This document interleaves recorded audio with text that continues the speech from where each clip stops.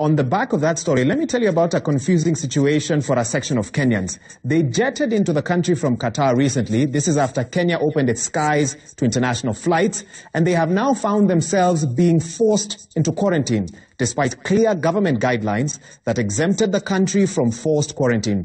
Now, according to those who spoke to Citizen TV today, there was no communication as to why that happened, even after they presented their COVID-19 test certificates, and no one in their flight exhibited flu-like symptoms. At around 11:30 p.m. on 2nd August, a Qatar Airways plane landed at the Jomo Kenyatta International Airport from Doha. Among those on board was Terry, not her real name. Nilikuwa nafanya kazi Qatar, housekeeping. Na kazi yangu ilisha 4 months ago. Kwa stranded huko kwa sababu ya corona. Nikihope siku moja tarudi nyumbani safe na niwe free.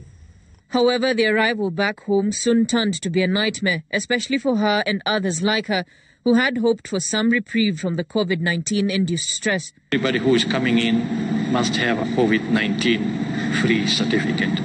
That means something.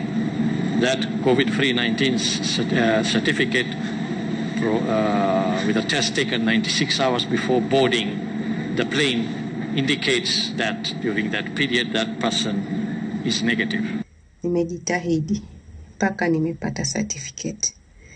Nimepimwa, results zikatoka, ikapatikana niko negative. Ilipopatikana niko negative, nikapatika kupata ticket ya kuja nyumbani. Her COVID-19 test certificate indicated that she had her test results a day before her flight, well within the hours bracket required by the Kenyan government. Imefika saa 8 usiku, almost saa 8 au saa 9, ndo tunaambiwa tunaenda quarantine.